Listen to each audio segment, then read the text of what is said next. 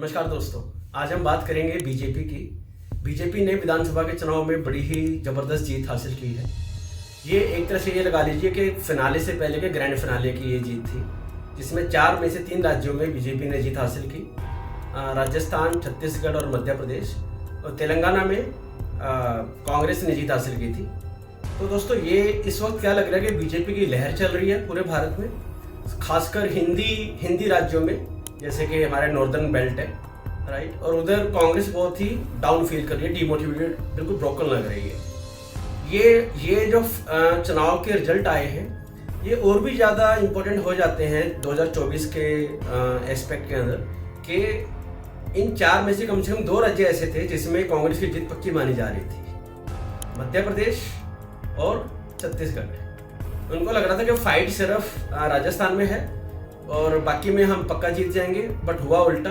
वो सिर्फ तेलंगाना में जहाँ पे बीजेपी का कोई ज़्यादा बेस था नहीं पहले भी, बल्कि वहाँ भी बीजेपी ने पिछली बार 1 या 2 सीट थी, इस बार 8 सीटें की, उनका ग्रोथ रेट बढ़ा ही है वहाँ पे।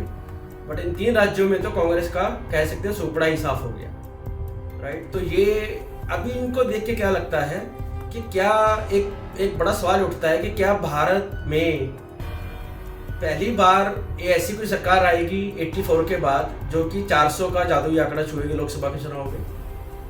जी हाँ, 84 में राजीव गांधी की सरकार ने 404 सीटें ली थी। उनको लैंडस्लाइड विक्ट्री मिली थी, बिकॉज पूरे भारत की सिंपैथी इनको मिली थी जब उनकी माता जी इंदिरा गांधी जी की हत्या कर दी गई थी 84 के अंदर।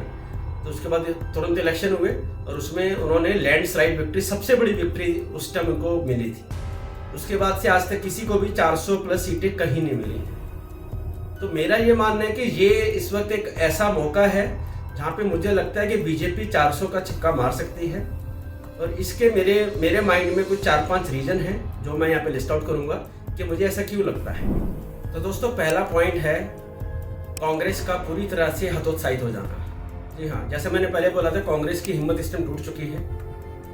इन इलेक्शन से पहले कांग्रेस को बहुत ज़्यादा ओवर कॉन्फिडेंस था कि वो पक्का जीते हुए हैं, एटलीस्ट 2 राज्य तो मिनिमल जीतेंगे, और तेलंगाना से अलग 2 राज्य हैं, ये 2 पक्के वे जीतने वाले हैं। परंतु उनका हाल हम सबके सामने एक ऐसा रिजल्ट आया है।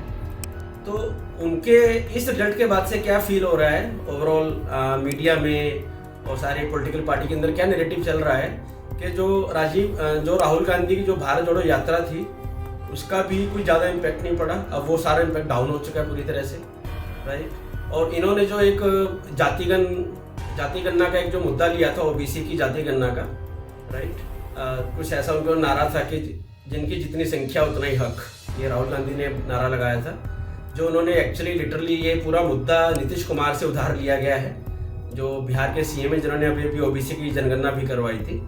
तो उनका ये मुद्दा भी फेल हो गया, भारत जोड़ो यात्रा का भी ज़्यादा असर कुछ दिखा नहीं इलेक्शन के अंदर, राइट। तो ये पूरा ऐसा लग रहा है कि बल्कि इस सारे चक्कर में हुआ क्या है कि कांग्रेस को और कॉन्फिडेंस था, मीडिया भी छत्तीसगढ़ और एमपी कांग्रेस को ही दे रही थी।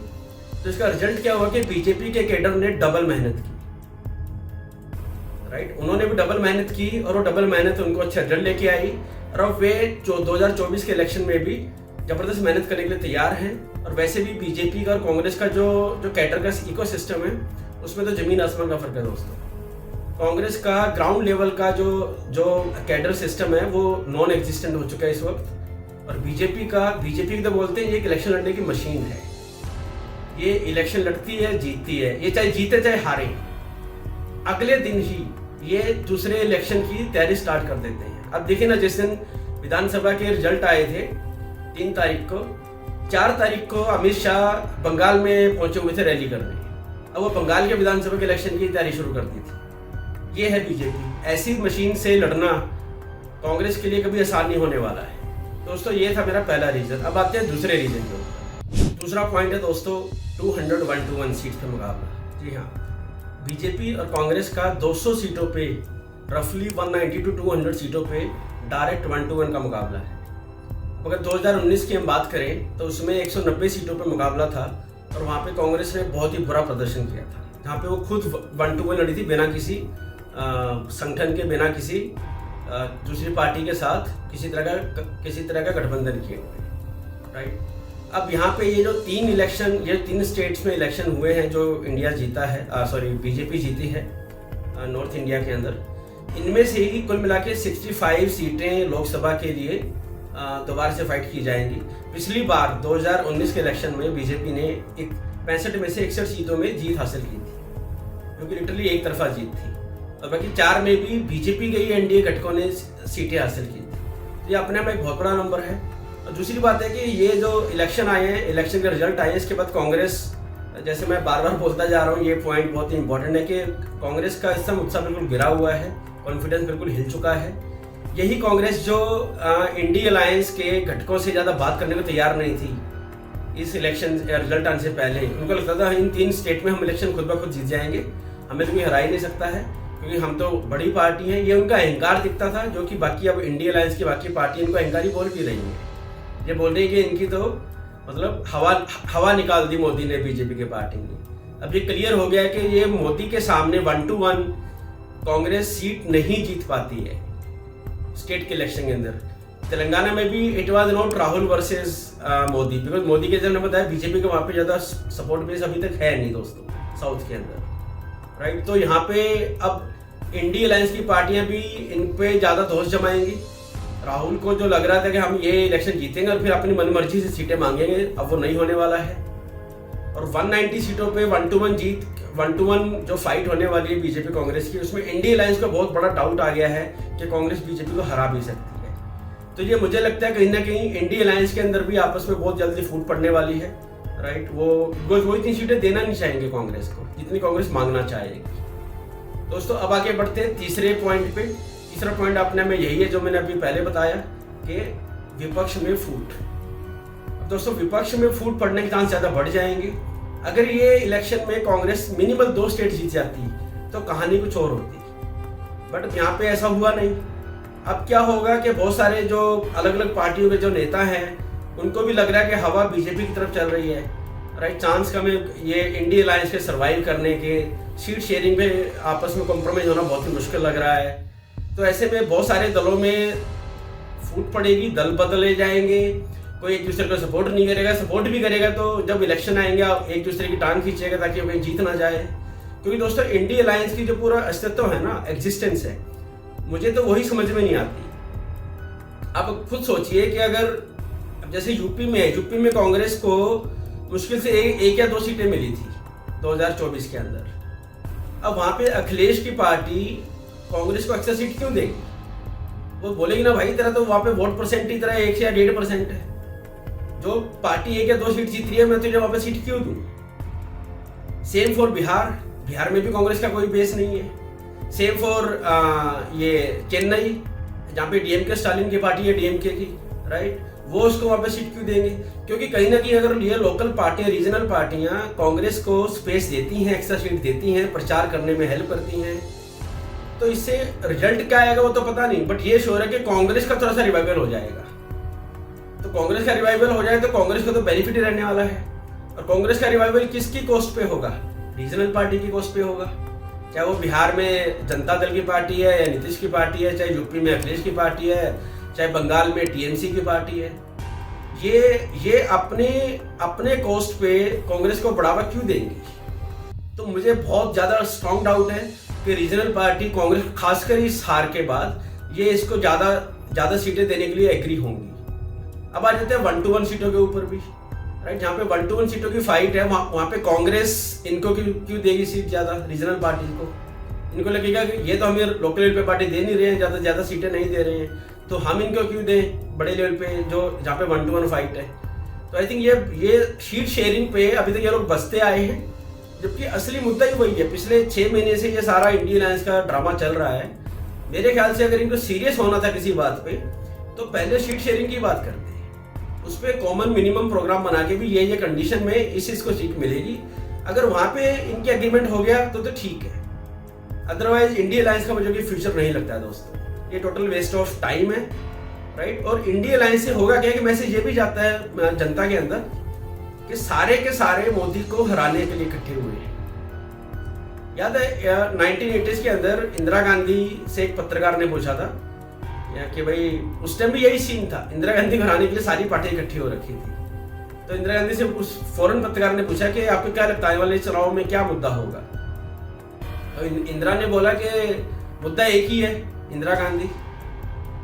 तो वही मुझे बात अब यहाँ पे अप्लाई होती दिख रही है कि आज भी एक ही मुद्दा है, मोदी। तो मोदी को हराने के लिए कैसे सब पार्टी इकट्ठी हो सकती हैं, उसी के अराउंड सारी डिस्कशन की जा रही है। बट ना तो उस टाइम इंदिरा गांधी को हराने के लिए इकट्ठा ज़्यादा हो पाया था, ना ही अब कोई इकट्ठा हो पाएगा। दोस्तों अब आगे बढ़ते हैं पॉइंट नंबर 4 पे। तो दोस्तों पॉइंट नंबर 4 है मिशन 144। जी हाँ, ये 144 क्या है दोस्तों? ये 144 वो सीटें हैं जहाँ पे बीजेपी पिछले लोकसभा चुनाव में ज़्यादा अच्छा नहीं कर पाई थी, इनको ज़्यादा वोट्स नहीं मिली, इन्होंने सीटें लूज की थी। तो अभी बीजेपी के क्या स्ट्रेटेजी बना के चल रही है, उन पूरे 144 सीट्स का पूरा बायोडाटा, स्ट्रेटेजी, लोकल लेवल पे क्या क्या फैक्टर है जो उनके अगेंस्ट और उनके फेवर में जा सकते हैं, तो उन्होंने एक्स्ट्रा फोकस करने का डिसाइड किया है इन 144 सीट्स पे।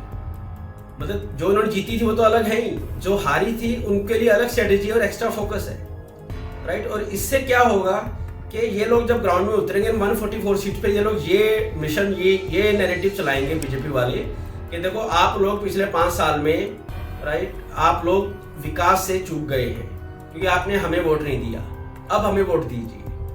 और दोस्तों ये जो 3 विधानसभा के रिजल्ट आए हैं 3 स्टेट्स के, इसके बाद तो जिन लोगों ने मोदी को वोट नहीं भी दिया था वो भी एक बार सोचने को मजबूर होंगे भी मेरी वोट तो वेस्ट हो रही है। कांग्रेस को या उनके बाकी घटक दलों को अगर हम वोट देते हैं वो ज़्यादातर वेस्ट होने वाली है। ये भी बहुत बड़ा फैक्टर होता है जब एक इंसान एक अमाउंट वोट देता है कि मेरी वोट का कुछ वैल्यू होगा कि नहीं होगा, राइट। तो ये एक बड़ा फैक्टर है। और मिशन 144 में से देखते हैं बीजेपी इस बार कितनी वोटें ला सकती है, कितनी सीटें ला सकती है। अब दोस्तों सबसे last point number 5 is the most important one और most common one is that Modi factor. जी हाँ, मोदी का ब्रांड आज और भी स्ट्रांग हो चुका है, राइट, इसमें कोई डाउट नहीं है। ये विधानसभा के रिजल्ट बता रहे हैं। इससे पहले ये अनुमान लगाया जा रहा था मीडिया में कि भाई मोदी का ब्रांड अब डाउन जा रहा है, इसकी वैल्यू खत्म हो गई है, अब मोदी के नाम पे लोकल में वोट नहीं मिलेगा। बट आपने देखा कि कहानी उल्टी हो गई है, राइट। मोदी और स्ट्रांग हो चुका है, खासकर G20, चाइना, यूएस का हमारी जो फॉरेन पॉलिसी है कैसे आगे निकल के आई है। देश में भी बहुत जगह विकास हो रहा है। मैं ये नहीं कह रहा कि कुछ प्रॉब्लम नहीं है देश में, अभी भी बहुत सारी प्रॉब्लम है जो फिक्स करनी बाकी हैं, चाहे मोदी आए चाहे कोई भी सरकार आए। बट ये तो आप मानेंगे कि फॉरेन पॉलिसी के लेवल पे, डेवलपमेंट, इंफ्रास्ट्रक्चर डेवलपमेंट के लेवल पे इंडिया बहुत आगे जा रहा है, राइट। तो उस हिसाब से मोदी का फैक्टर, मोदी का फेस जो है वो बहुत बड़ा रोल प्ले करने वाला है। तो मुझे कोई डाउट नहीं होगा कि इस बार भी मोदी को देख के ही वोट डाली जाएंगी as a prime minister candidate. Because एक सबसे बड़ा रीजन ये भी आता है ना लोगों के सामने कि भाई मोदी नहीं तो कौन। ये अपने में एक बड़ा एक वाइड है, एक गैप है जो कि फिल नहीं कर पा रहा ओपोजिशन की तरफ से। ओपोजिशन वाले बोल रहे हैं कि हम भैया ये ममता को चेहरा बनाएंगे, हम नीतीश कुमार को चेहरा बनाएंगे। राहुल का तो चेहरा बनने के मुझे चांस कम लग रहे हैं, खासकर ये विधानसभा के रिजल्ट आने के बाद। आई डाउट कि कोई राहुल के नाम की बात भी करेगा। अब देखना ये है कि कांग्रेस भी पहले मानती कि नहीं मानती इन चेहरों के नाम पे।